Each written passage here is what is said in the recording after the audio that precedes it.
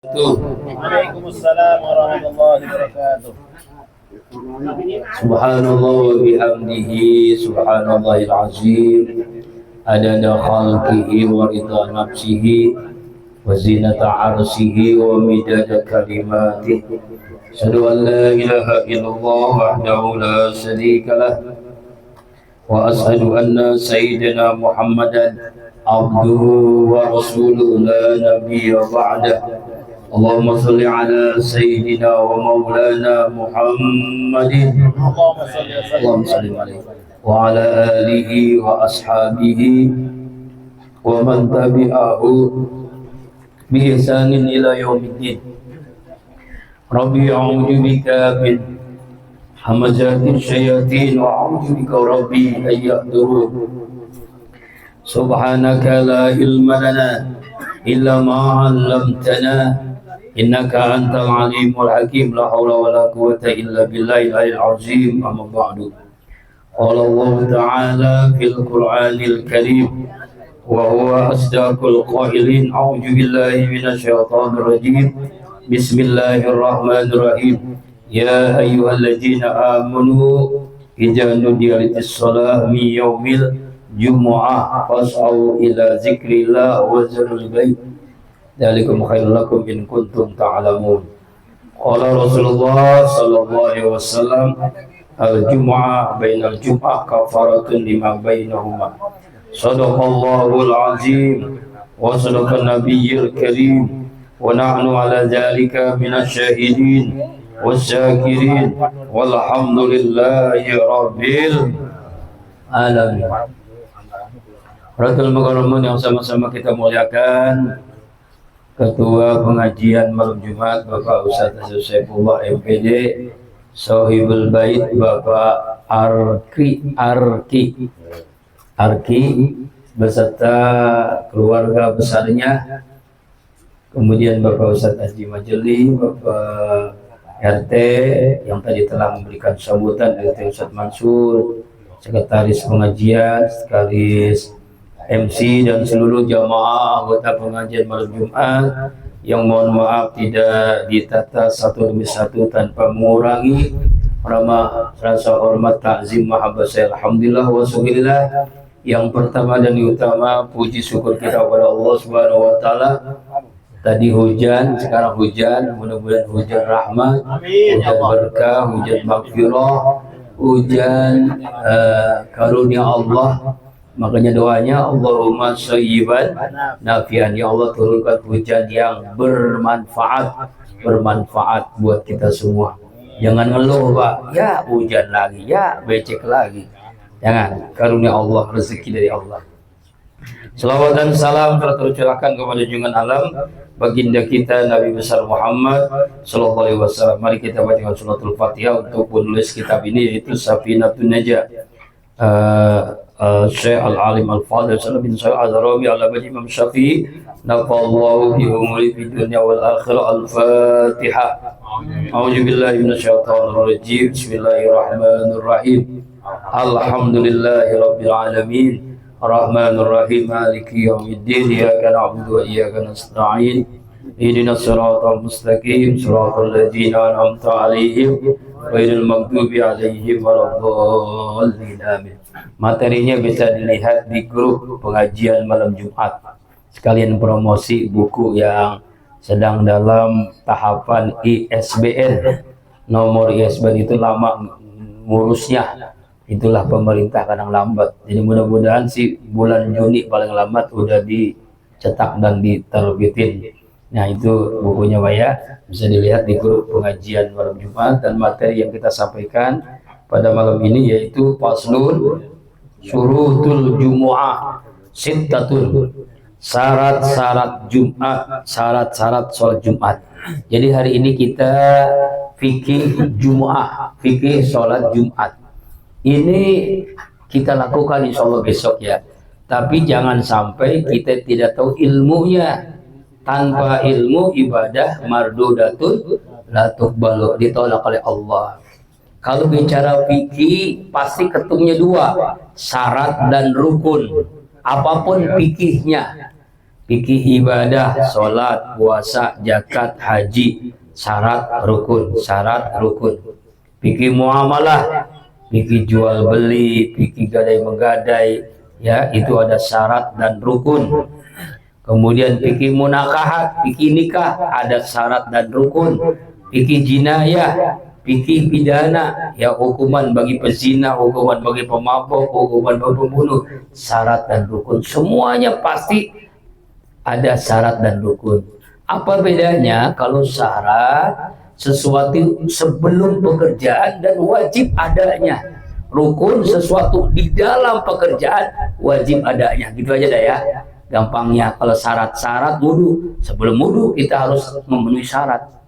Ya, rukun wudu berarti di dalam pekerjaan wudu itu sendiri. Dan keduanya wajib ada. Tapi memang kalau nanti kalau bicara haji ada beda, ada syarat haji, ada rukun haji, itu beda, itu khusus ya. Kita sekarang bicara tentang syarat sholat Jumat. Sittatun itu ada 6. Bisa dilihat ya Pak ya di grup. Jadi enak Pak sekarang Pak, itulah pentingnya media sosial, pentingnya handphone. Jadi Bapak nggak bawa kitab juga sekarang ada. Tapi kalau buku saya nggak ada Pak, sengaja supaya beli bukunya. Rugi dong nanti. Ya ada di Google gampang, nggak ada, paling cuma judul bukunya doang, dibajak nanti ya.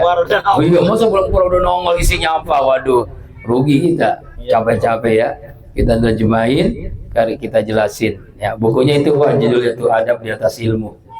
Nah, pertama syaratnya antakuna kullaha fil waktu zuhri, harus dikerjakan, dilakukan pada waktu sholat zuhur. Tidak sah sholat Jumat waktu asar, maghrib, isya, subuh, nggak sah. Dari 5 waktu itu hanya waktu zuhur sholat Jumat dilaksanakan. Paling ada orang itu aliran baru, sholat Jumat habis subuh. Wah, pengen seger nih ada sholat Jumat ya, pada lagi waktu maghrib nggak bisa Pak, apapun. Karena begini, kalau bicara sholat bicara dalil, bicara sholat bicara ketentuan yang sudah Allah tentukan sebagai syari penentu. Jadi tidak bisa diganggu gugat. Sami'na wa ta'na, kita dengar, kita taati. Beda dengan fikih muamalah, fikih yang berkaitan hubungan manusia dengan manusia.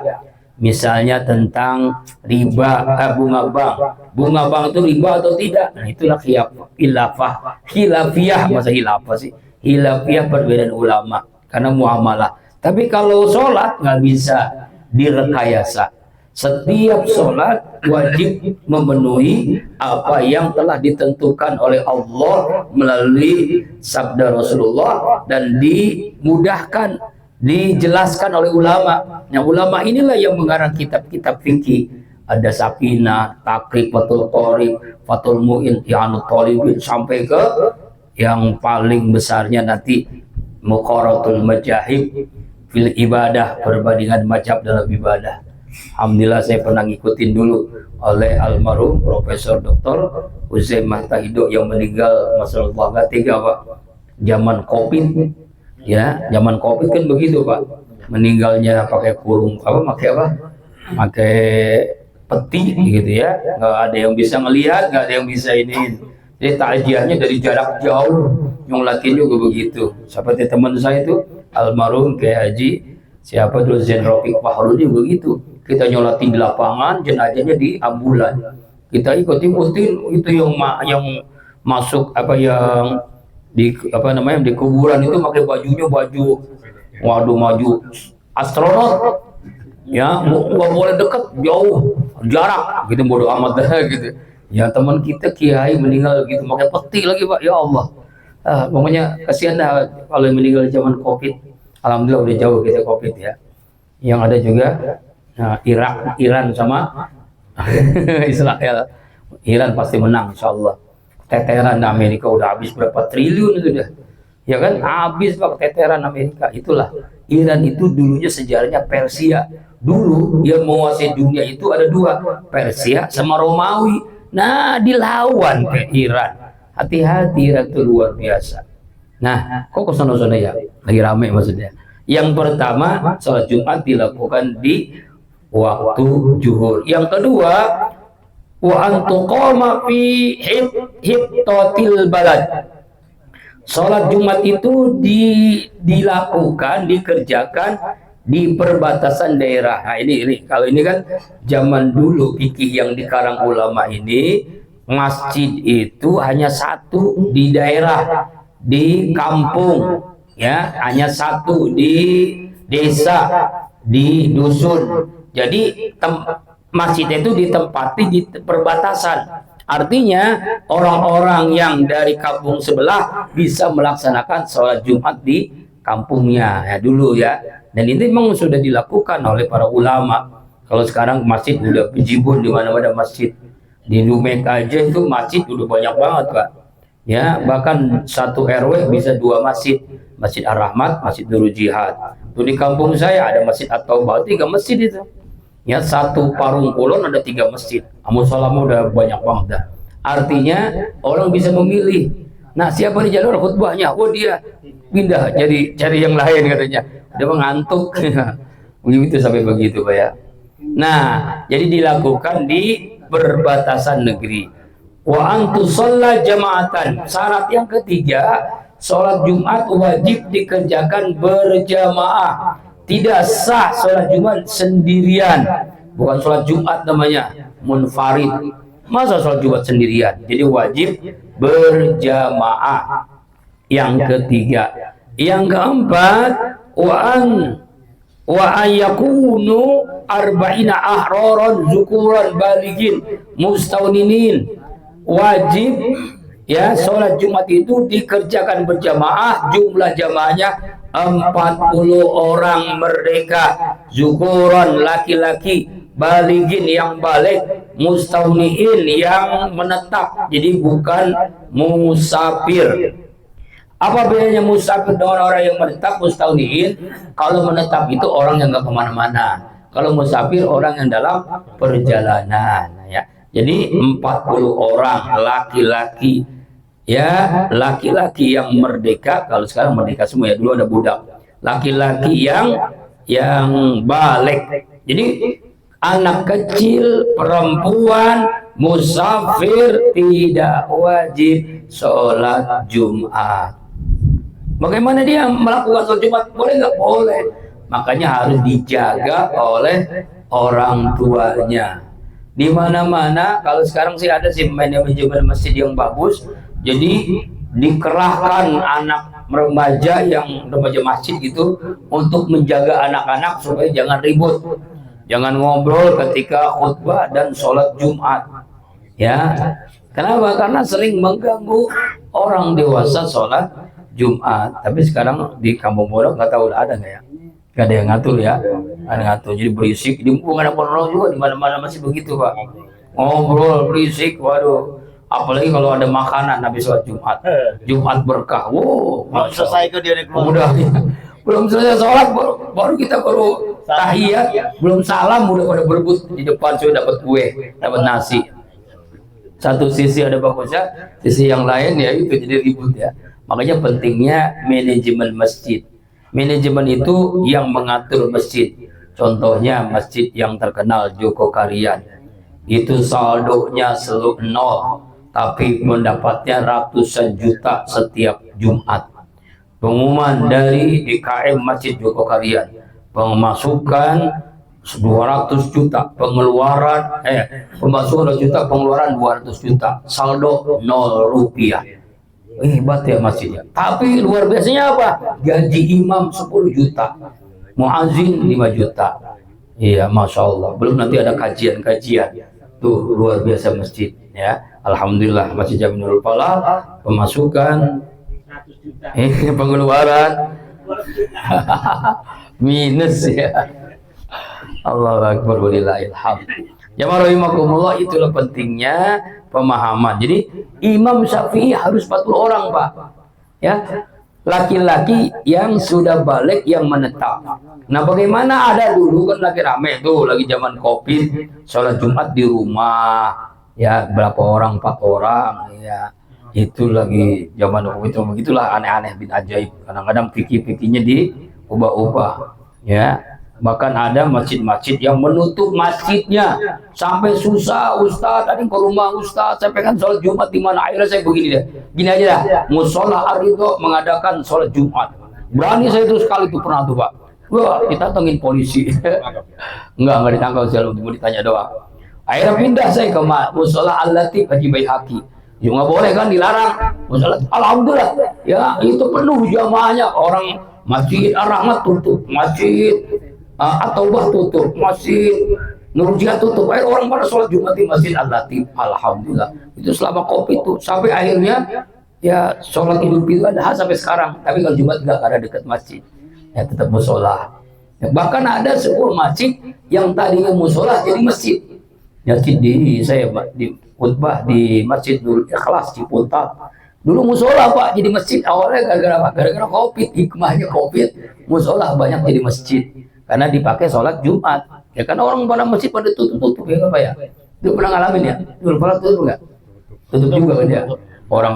Tapi alhamdulillah tahadus nikmat, saya nggak pernah ninggalin sholat Jumat. COVID tetap jalan. Ya nangis saya khutbah itu.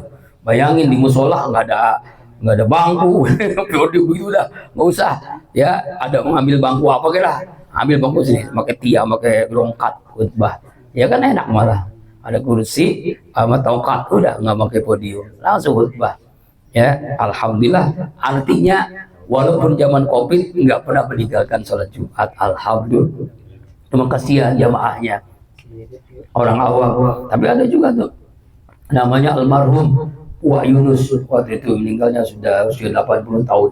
Nangis dia, Ustadz ini kok zaman apa ya? Di zaman mau akhir zaman, mau kiamat, tapi ya masa sholat dilarang-larang. Itulah dulu zaman COVID itu. Iya, zaman COVID Pak ya. Mudah-mudahan nggak terulang lagi zaman itu. Permainan Pak sebenarnya. Intinya permainan, ya kan? Gara-gara perang Ukraina kan COVID nggak ada akhirnya kan. Iya. Dan yang berikutnya sekarang yang keberapa lupa tadi ya. Yang ke Bapak ngelihat di kitabnya di grup. Yang kelima Pak. Yang kelima. Wala tasbiqoha wala tuqarina jumu'atun fitil kalbalat. Nah ini. Jadi tidak boleh didahului atau berbarengan Jumat di daerah tersebut. Nah ini memang ini fikih ketika itu ya dipermasalahkan oleh ustadz-ustadz sekarang. Kalau sekarang kan masjid bejibun, kadang-kadang satu RW bisa 2 masjid seperti di Nurul Jihad sama Ar-Rahmat ya ini kalau fikih ini dulu kan orang memang nggak begitu banyak, jadi orang mencari 40 orang tuh susahnya luar biasa, ada jauh kan. Nah makanya pengarang kitab ini, penyusun kitab ini kan berdasarkan istihadnya dialami oleh di zaman Nabi. Sholat Jumat itu kan sulit 40 orang. Makanya mazhab lain ada yang mengatakan nggak harus 40 orang, boleh 12 orang. Ini tapi saya coba informasi aja Pak. Jangan gara-gara ini, wah ini Ustadz kayaknya baru, mazhab baru, bukan Pak. Itulah pentingnya alhamdulillah saya kuliah di syariah perbandingan mazhab jurusannya. Jadi tahu persis tentang itu. Sama seperti orang yang bid'ah, maulid bid'ah, tahlilan bid'ah. Itu orang yang nggak paham agama begitu Pak. Pemahaman yang sempit tentang bid'ah. Ya, nah kembali lagi, jadi sholat Jumat menurut fikih Safina itu harus di tempat yang satu tempat, nggak boleh tempat lain mendahului sholat Jumat yang ada di kampung itu. Karena sudah ditetapkan ulama situ. Tapi sekarang kondisi berbeda. Kenapa berbeda? Orang makin banyak. Yang dulunya anak-anak sekarang punya anak, ya kan ya? Ya kan dulu kan bocah, sekarang punya bocah. Yang dulunya bocah nanti punya cucu dan seterusnya. Makin banyak berkembang biak. Artinya untuk mencari 40 orang itu bukan mustahil. Satu RT sekarang berapa jumlahnya? Ya lebih kan. Ada kalau sholat Jumat gampang. Dulu mah susah. Nah inilah fikih yang bisa diubah. Ya ini boleh jadi sebagai informasi. Sebenarnya nggak boleh. Ya harus di tempat yang satu, nggak boleh. Nah makanya ada di Jakarta itu ada masjid yang paling besar. Dia menetapkan tidak boleh musola masjid kecil melaksanakan sholat Idul Fitri kalau Jumat boleh. Kenapa? Karena khawatir supaya semuanya pusatnya di masjid yang besar itu. Ya, masjid besar misalnya kalau di Parung masjid besar Riyadhus Shalihin, jadi musola tidak boleh melaksanakan sholat Idul Fitri Adha, hanya Jumat doang boleh. Apa supaya semuanya bisa bersilaturahim halal bihalal satu tempat pada masjid itu. Tapi itu juga istihad Pak, boleh aja, sebenarnya boleh, itu hasil istihad. Ya, bukan mengikat, namanya juga sholat sunnah, sholat Idul Adha, Idul Fitri. Bahkan sunnahnya sebenarnya ini kata sholat Jumat. Kalau sholat Jumat di masjid, kalau sholat Idul Fitri ada sunnahnya di lapangan. Jadi kalau pengen tahu abdolnya sholat Idul Fitri, Idul Adha, beda dengan sholat Jumat. Sholat Jumat di masjid, sholat Idul Fitri ada sunnahnya di lapangan. Jadi kalau mau sholat Idul Fitri lebih bagus di lapangan Pak. Coba kita di lapangan Pusaka Sono. Ya di mana? Di Kampung Kandang. Jauh banget ya. Ya boleh, itu lebih utama sebenarnya. Ya lebih utama di lapangan. Tapi karena kita udah punya masjid, dua amat lah ya. Nah, wa ayyataqaddamaha. Kemudian yang ke berapa tuh? Yang ke-6. Khutbatan, yang terakhir yang ke-6, syarat sholat Jumat adalah mesti wajib didahului dengan 2 khutbah. Khutbah pertama, khutbah yang kedua. Bagaimana menentukan khutbah kedua? Yaitu duduknya khotib ke tempat khutbah. Ya, nanti kita bicara tentang rukun khutbah, syarat khutbah, bagaimana yang benar ya. Nah, ini paling penting nih, sebab sholat Jumat dengan sholat Idul Fitri, Idul Adha, istisqa, sholat itu beda. Minta hujan gerhana beda dengan sholat Jumat. Kalau sholat Jumat mesti khutbah dulu baru sholat. Kalau Idul Fitri sholat dulu baru khutbah. Ya, ini bagian untuk membedakan bahwa sholat Jumat hukumnya wajib, Idul Fitri ada hukumnya sunnah muakkad. Yang miris yang kita banyak di antara umat Islam, misalnya nih, sholat subuh hukumnya wajib, Idul Fitri hukumnya sunnah. Tapi kenapa Idul Fitri banyak, sholat subuh nggak ada? Ini kenapa yuk? Ayo Pak, coba lihatin Idul Fitri sama sholat subuh yuk. Nah, padahal wajib itu harus mesti didahulukan dengan sunnah. Wajib itu tidak terkalahkan. Bapak sholat tahajud 1000 rakaat, sholat subuh 2 rakaat, lebih utama apa? Lebih utama subuh. Apalagi cuma 2 rakaat sholat apa? Sholat Idul Fitri. Nah, inilah pentingnya ilmu. Jadi kita harus bedakan sama dengan zakat dengan sodako. Zakat misal 3,5 liter, kemudian sodako Bapak 350 juta, lebih utama apa? Zakat, karena wajib hukumnya. Bedakan wajib dengan ya kalau modal, kalau dagang itu ada modal ada untung. Modalnya itulah wajib, untungnya sunat. Cari untung modalnya nggak ada, gimana Pak? Orang dagang mau untung nggak ada modal gimana? Tanya tukang buah tuh. Ya orang bisa harus punya modal dulu. Ya. Aku tahu ya, oh iya ini benar. Hanya modal dulu kan? Modal dulu apa utang? Ayo itu mau kalau mau ngutang itu urusannya dah. Tapi kan namanya modal dulu kan, modal dulu baru untung. Ya, artinya wajib jangan ditinggalin Pak. Ya, nanti ini Idul Adha. Idul Adha itu ada sholat subuh, ada sholat sunnah, sholat id. Utamanya dahulukan sholat subuhnya, jangan sampai ketinggalan. Ya, lebih utama dibandingkan sholat Idul Adha. Ya, mudah-mudahan bisa paham ya.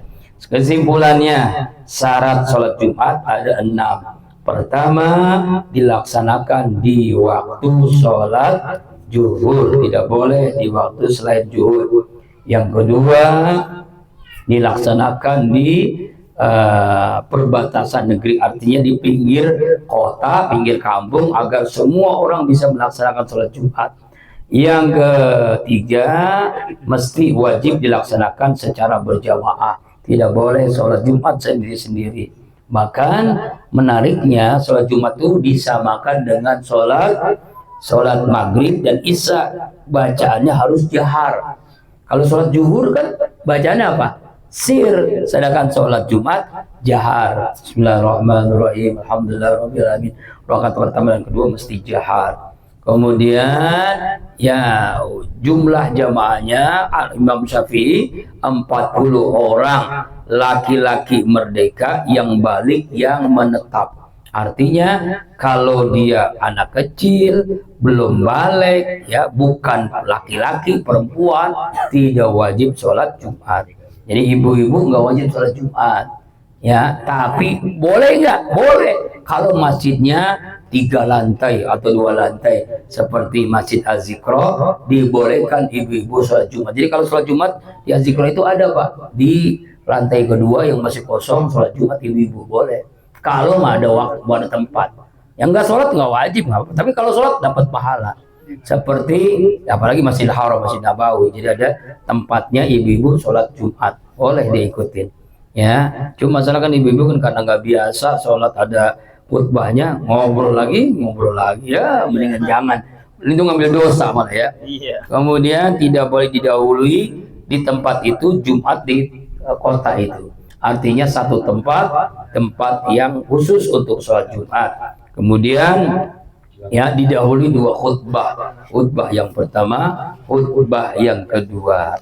Ya, jadi ada 2 khutbah. Tidak boleh sekali, harus 2. Faslun arkanul khutbata ini yaitu tentang rukun-rukun khutbah, insyaallah minggu akan datang. Jamaah rahimakumullah.